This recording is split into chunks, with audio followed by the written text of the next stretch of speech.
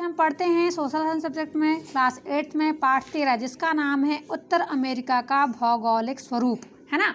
भौगोलिक स्वरूप का मतलब होता है कि हम जानेंगे कि उत्तर अमेरिका किस प्रकार है, मतलब क्या, उसकी स्थिति कैसे है, उसका विस्तार कितना है ना, उसकी धरातलीय संरचना और स्वरूप किस प्रकार है। ये सब किस में आता है, भौगोलिक स्वरूप में। ठीक है, तो देखिए स्थिति एवं विस्तार। तो देखिए हम सबसे पहले जानते हैं उत्तर अमेरिका का स्थिति एवं विस्तार। क्षेत्रफल की दृष्टि से उत्तर अमेरिका संसार का तीसरा सबसे बड़ा महाद्वीप है। कौन सा? तीसरा। और कहाँ? पूरे संसार का तीसरा सबसे बड़ा महाद्वीप है। विश्व का मानचित्र देखने से ज्ञात होता है कि यह पूरा महाद्वीप उत्तरी गोलार्ध में स्थित है। कौन से गोलार्ध में स्थित है? उत्तरी गोलार्ध में। इसका अक्षांशीय विस्तार 10 डिग्री उत्तरी अक्षांश से 80 डिग्री उत्तरी अक्षांश तक तथा देशांतरीय विस्तार 20 डिग्री पश्चिमी देशांतर से 170 डिग्री पश्चिमी देशांतर तक है। इसकी उत्तर से दक्षिण तक की लंबाई लगभग 7200 किलोमीटर। ठीक है, कहाँ तक? देखिए, तथा पूर्व से पश्चिम चौड़ाई लगभग 6400 किलोमीटर है। देखिए हमारे पास ये संसार का ये देखिए मानचित्र बना हुआ है। इसमें देखिए सबसे बड़े क्या दिख रहा है? उत्तर अमेरिका दिख रहा है, येलो येलो में, है ना। यही है क्या? उत्तर अमेरिका। फिर ये देखिए क्या लिखा गया है इसमें कि तथा पूर्व से पश्चिम चौड़ाई इसकी कितनी है? लगभग 6400 किलोमीटर है। उत्तर अमेरिका का कुल क्षेत्रफल लगभग 2,49,00,000 वर्ग किलोमीटर है। क्या है इसका कुल क्षेत्रफल? इसका क्षेत्रफल कितना है? 2,49,00,000 वर्ग किलोमीटर। पूरा महाद्वीप त्रिभुज के आकार का दिखाई देता है।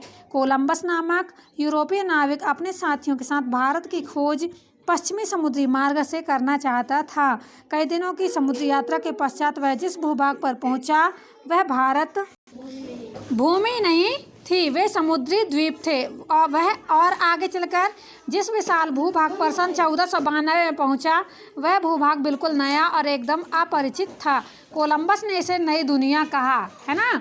ये कब हुआ? जब कोलंबस दुनिया की खोज में लगा था। उस टाइम पे इसको पता चला कि एक विशाल भूभाग मिला सन 1492 में, और ये क्या था? सबसे अलग था।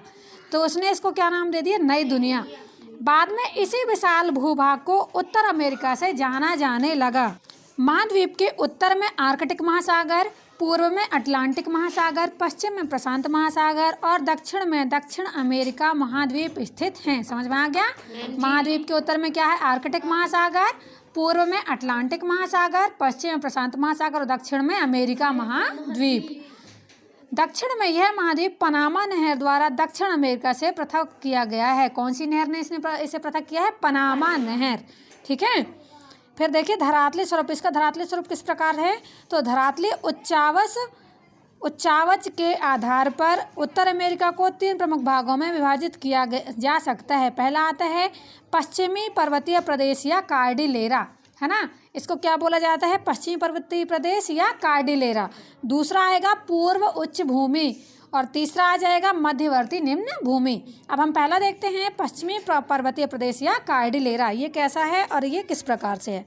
तो देखिए पश्चिमी पर्वतीय प्रदेश को ही कार्डिलेरा कहा जाता है।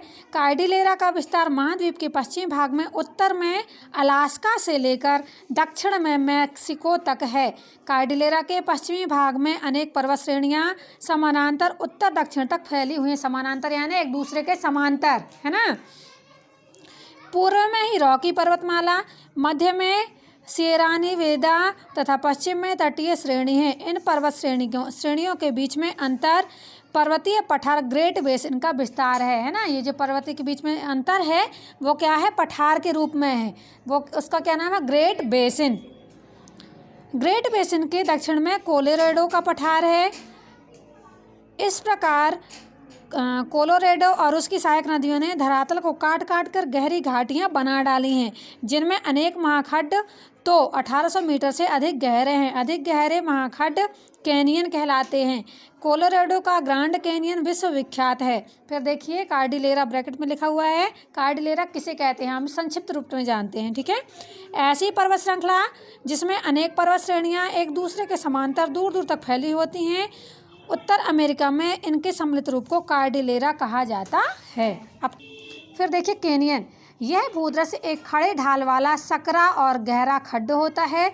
उत्तर अमेरिका के शुष्क तथा अर्ध शुष्क प्रदेशों में पाया जाने वाला खड़े ढालों से निर्मित अपेक्षाकृत संकीर्ण किंतु बड़े आकार का एक गहरा गार्ज, जिसकी तली में ऐसी नदी कोलोराडो बहती है जो मृदु शैलों का अपरदन करती है, ग्रेट कैनियन के नाम से विख्यात है। ठीक है, देखिए इसमें भौतिक स्वरूप ये बना गया है। ये यहाँ देखो, ये कहाँ, ये हडसन की खाड़ी है, ये ऊपर आर्कटिक महासागर है, प्रशांत महासागर, अटलांटिक महासागर दिख रहा है।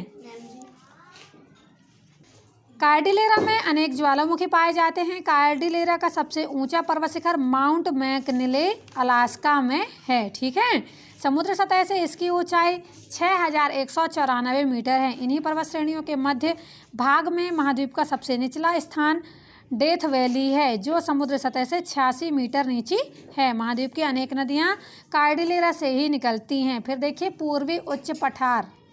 चलो आगे देखते हैं हम पूर्व उच्च भूमि पठार। तो महाद्वीप के पूर्वी भाग में प्राचीन संरचना वाले अपरदित पठार फैले हैं। पूर्वोत्तर में लेब्राडोर का पठार तथा दक्षिण पूर्व में अपलेशियन का पठार सम्मिलित है। इनकी ऊंचाई 450 से 2000 मीटर तक है। कौन कौन से पठार हैं? लेब्राडोर और अपलेशियन का पठार है। ये प्राचीन पठार खनिजों के भंडार हैं। इनमें अनेकों खनिज बड़ी मात्रा में पाए जाते हैं। फिर दूसरा देखिए, लास्ट बचता है हमारा कौन सा? मध्यवर्ती निम्न भूमि या जिसे बोलते हैं मैदान। ठीक है, तो पश्चिमी कॉर्डिलेरा और पूर्वी उच्च भूमि के मध्य निम्न भूमि का विस्तार है। इसका आकार बड़े त्रिभुज जैसा है। इसके उत्तरी भाग में कैनेडियन शील्ड तथा मैकेंजी है। इस त्रिभुजाकार मैदान को प्रेरी का मैदान कहा जाता है। नदियों की द्रोणी में उपजाऊ मिट्टी का फैलाव है। कैनेडियन शील्ड विश्व के प्राचीनतम भूखंडों में से एक है। यह शील्ड हडसन की खाड़ी को चारों ओर से घेरे हुए है। इस भाग में अनेक झीलें हैं। कैनेडियन शील्ड के दक्षिण में मीठे पानी की 5 बड़ी झीलें महान झीलों के नाम से प्रसिद्ध हैं। इनके नाम है सुपीरियर झील, मिशिगन झील, ह्यूरन झील, इरी झील और ओंटेरियो झील। ठीक है, ये मीठे जल की झीलें हैं। विश्व प्रसिद्ध न्याग्रा जलप्रपात इरी और ओंटेरियो के बीच स्थित है। इस भाग में सेंट लॉरेंस नदी समुद्र को झीलों से जोड़ती है, जो जल परिवहन की दृष्टि से अत्यंत महत्वपूर्ण है। संपूर्ण निम्न भूमि का क्रमिक ढाल उत्तर से दक्षिण की ओर है। अब देखते हैं हम इसका अपवाह तंत्र। अपवाह तंत्र किसमें होते हैं? नदियों में होते हैं। ठीक है, उत्तर अमेरिका में रॉकी पर्वत प्रमुख जल विभाजक है, जहां से नदियों का प्रवाह अलग अलग दिशाओं में विभाजित होता है। पहला देखिए, पश्चिम में प्रशांत महासागरीय प्रवाह तंत्र। इस तंत्र की यूकोना, कोलंबिया, फ्रेजर एवं कोलोरेडो नदी प्रशांत महासागर में गिरती हैं। दूसरा देखिए, पूर्व में अटलांटिक महासागरीय प्रवाह तंत्र। इसमें सेंट लॉरेंस, मिसिसिपी, मिसौरी और रियो ग्रांडे नदियां सम्मिलित हैं। मिसिसिपी नदी अपने मुहाने पर डेल्टा का निर्माण करती हुई मैक्सिको की खाड़ी पर गिरती है। फिर तीसरा देखिए, उत्तर में आर्कटिक प्रवाह तंत्र।